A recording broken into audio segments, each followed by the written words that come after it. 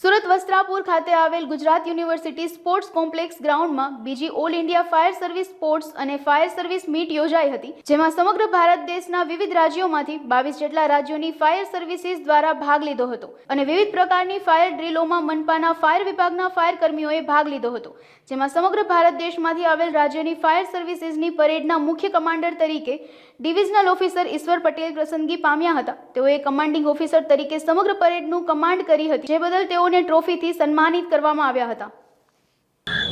હું ઈશ્વર Patel, divisional fire officer, Surat fire emergency services.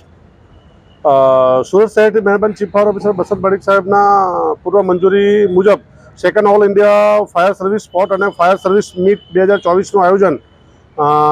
Ahmedabad Vastrapur ખાતે કરવામાં આવેલ, જેમાં સુરત મહાનગરપાલિકાની ફાયર ટીમને અલગ અલગ ઇવેન્ટની અંદર ભાગ લીધેલ, જેમાં એથ્લેટિક્સમાં 100 મીટર દોડની અંદર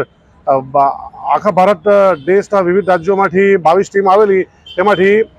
ત્રીજા ક્રમ સુરત ફાયરના માર્શલ જીતેન્દ્ર પાટીલે 3 નંબરનો ક્રમ મેળવી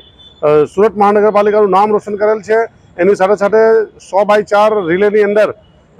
પ્રથમ ગોલ્ડ મેડલ મેળવી સુરત ફાયર બ્રિગેડની ટીમે ગોલ્ડ મેડલ મેળવેલ છે। એની સાથે સાથે 6 મેન હોમ ડ્રીલની અંદર પણ 22 રાજ્યોની 22 ટીમોની વચ્ચે પ્રથમ ક્રમ મેળવી સુરત ફાયર બ્રિગેડે આગેકૂચ કરેલ છે। એની સાથે સાથે ઓલ ઇન્ડિયા ફાયર સર્વિસ ગેમની અંદર કમાન્ડિંગ ઓફિસર તરીકે ખુદ મને ઈશ્વર પટેલને પસંદગી કરવામાં આવેલ ને એ કામગીરી બદલ પર કમાન્ડિંગ ઓફિસર તરીકે